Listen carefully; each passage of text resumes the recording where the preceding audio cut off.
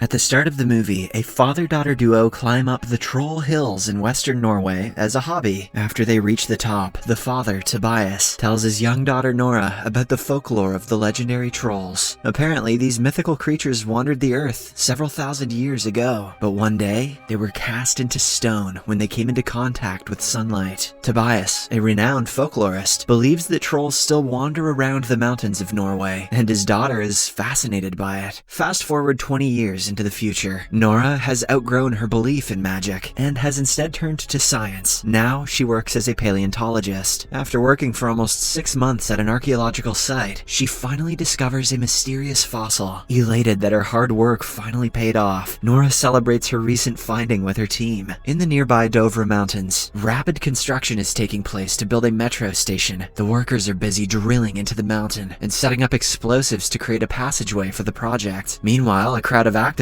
is protesting against the construction, shouting that the government should let the mountain live. Ignoring their protests, the chief sets off the explosives, blowing the mountain into smithereens. He makes hard eye contact with the activists when he hits the button too. Savage. He and the workers then go inside the Dovre cave to check, but shockingly, they hear a loud roar. Moments after, they feel the ground shake, and an ancient mythical creature rises from the rocky depths of the mountain. Horrified, the workers run for their lives, but the falling mountain debris eventually seals their fate. Shortly after, the news of the incident reaches the Norwegian Armed Forces headquarters in Oslo. The general decides to send an aircraft to get clear images of what really happened at the site. He then gives instructions to alert the Prime Minister. Next, we see the Norwegian Prime Minister and her advisor, Andreas, heading to the military base. On their way, the Minister of Defense updates them on the situation and reveals that over 50 people died in the incident. He then displays some pictures of Ground Zero, and with a closer view, we can see gigantic holes in the ground. Andreas says they look like footprints,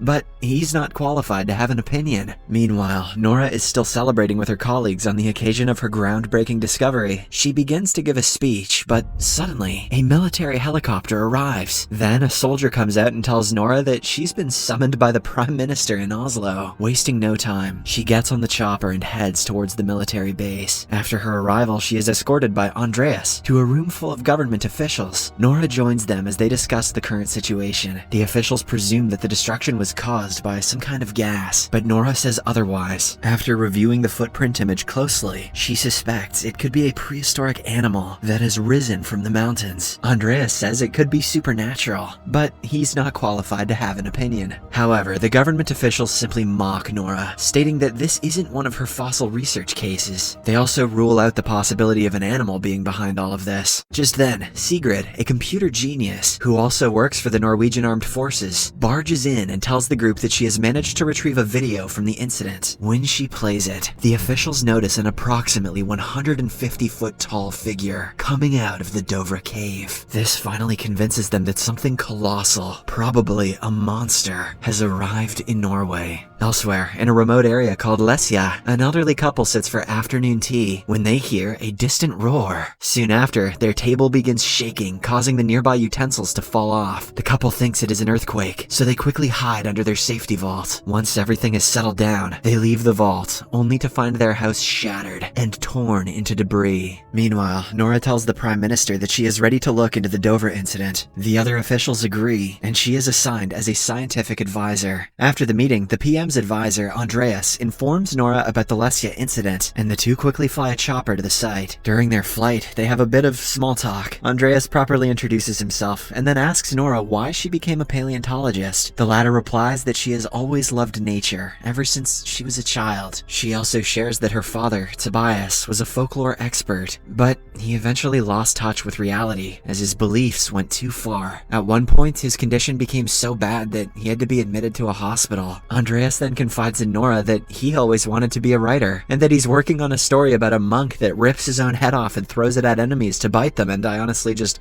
found this really funny. Once Nora and Andreas reach the site, they are taken aback by the destruction. Soon, they are greeted by Captain Chris Holm, Special Operations Command. Chris briefs the two about the situation, explaining that the creature continued its track 2 miles south into the mountains. But although they did a sweep of the area, they couldn't find anything. It's almost as if the gigantic creature disappeared into thin air. Following this, the trio interviews the elderly couple, who are still shaken up by the incident. The wife reveals that she did not see anything. However, she did hear a strange howling sound. The sound was terrifying, much like that of King Kong. It was also mournful and sad. Unfortunately, the information is inconclusive, so Nora is left to inspect the surroundings by herself. Suddenly, she smells a strange odor that leads her into one of the giant footprints. Nora then scans the area for any clues, but strangely, there are no biological signs in it. It's almost as if the creature is not a living organism at all. Now, with all evidence leading to a dead end, Nora decides to seek help from her estranged father, who is living in a remote mountain alone. Nora, Captain Chris, and Andreas fly to his place in a chopper. Their first encounter is a bit hostile, but Tobias eventually calms down and takes them inside his house. Surprisingly, even after all these years, he is still researching the mythical creatures known as trolls. After a while, the group shows him the video that Sigrid retrieved earlier. Tobias is taken aback by what he sees, and he starts murmuring, "They are here."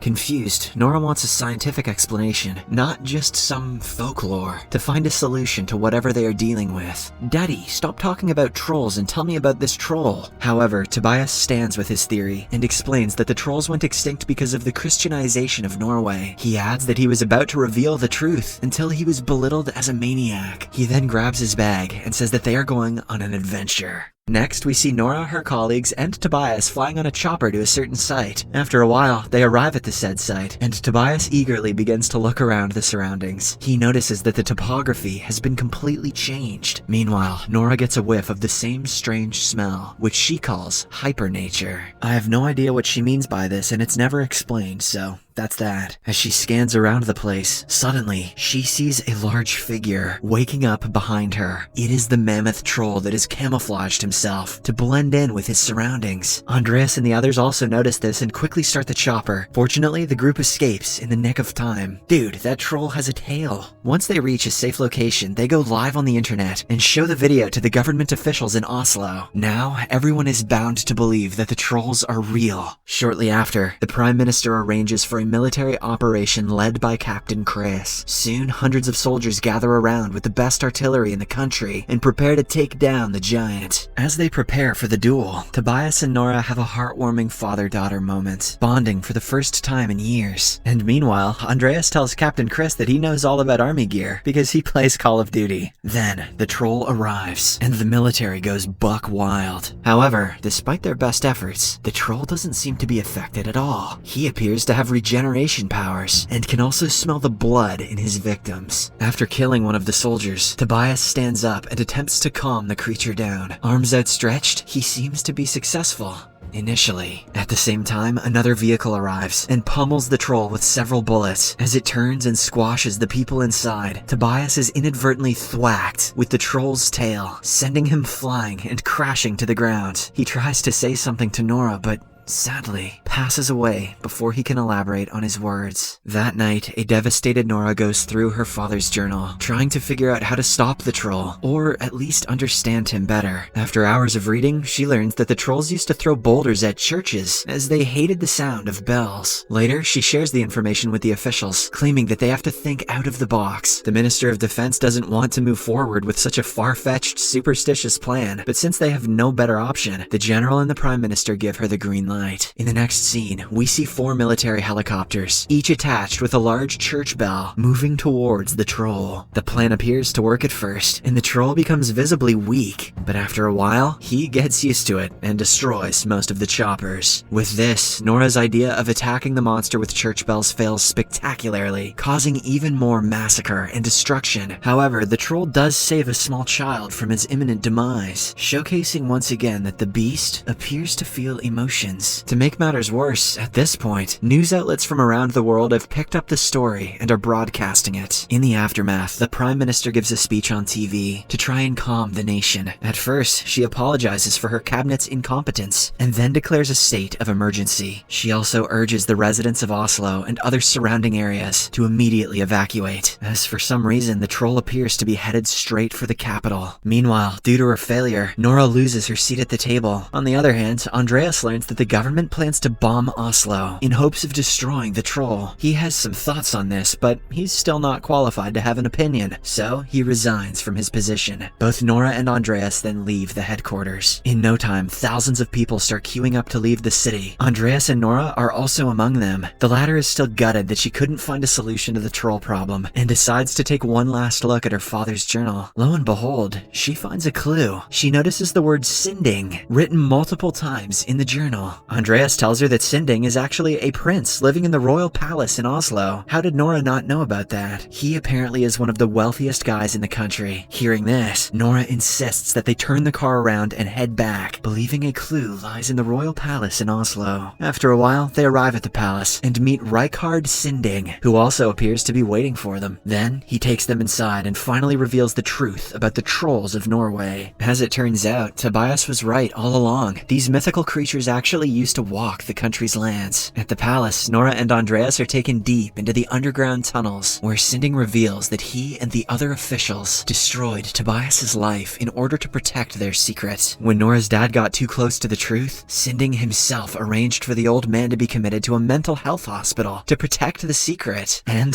that secret happens to be the skeletal remains of a troll family underground. The royal palace was built on top of the Troll King's cave after the Christians massacred his family and left him for dead inside the mountain. Here, we get to know that the troll which is wreaking havoc around the country is actually the Troll King. This explains why the giant is heading towards Oslo in the first place. He's been trying to return home. Sinding continues to explain that nothing is more important to trolls than family, and during the Christianization of Norway, the Troll King was lured to the Dovre mountain and imprisoned. Of course, the earlier explosives let him out, and now he's heading back to Oslo to try and reunite with his children. It's actually quite sad. Nora and Andreas are shocked to learn the truth. They are even more terrified when they see the skeletal remains of the troll family. When Nora shines her UV light on the bones, she notices that they sizzle. This is when she realizes that the trolls are indeed sensitive to light and comes up with a plan. Bilbo Baggins was onto something after all, goddammit. Next, Nora asks Sinding to lend her the biggest vehicle he's got, so he provides her with the Queen's favorite pickup truck. After this, she phones Captain Chris and briefs him about the plan. She wants to surround the Troll King with tanning beds and expose him to UV lights, while Chris calls on some fellow soldiers to make the troll trap, including the one black character in this entire movie who is there for no more than tokenism. Andreas asks his friend Sigrid back at the government facility to delay the Oslo missile bombing plan. Fortunately, Sigrid turns out to be a hacking genius, and she successfully stops the fighter plane from firing missiles at the creature. With Oslo still intact, and the plan very much alive, Andreas and Nora jump into action. At first, they remove a large tarp from the back of the truck and reveal a troll child's skull they found underground. They then drive away, luring the incoming giant towards the UV light trap. A while later, the troll inadvertently smashes the skull and realizes that he has no family left. Enraged, he then turns his attention to Nora and Andreas, determined to make them pay. Elsewhere, at the military base, Sigrid is eventually caught red-handed while she's tampering with the missile system. However, the general commands her to abort the missile plan when they confirm that there are civilians nearby. Meanwhile, Nora and Andreas somehow manage to lure the troll to their designated spot. Wasting no time, military vehicles surround him and begin shining massive UV lights on him. The plan works, and the troll slowly burns to death. However, seeing the giant suffer, Nora has a last-minute change of heart. She realizes it's wrong to kill the creature, so she turns off the lights, which for some reason aren't being guarded by the military guys, and tries to save his life. She then urges the troll to go to the mountains where he can be safe, but unfortunately, it's too late. There's a moment of tranquility until suddenly, sunrise hits, prompting the Troll King to collapse in a heap. Just before he completely turns to stone, Nora reaches out and touches him gently. This thing looks kinda like my dad, Nora thinks. While everyone else is rejoicing, progressing, Andreas and Nora start wondering whether more trolls could be hiding deep inside Norway's mountains. Nora then decides they should call this area Tobias Boulder. The Prime Minister shows up and says to Nora that she doesn't know what to say. She then proceeds to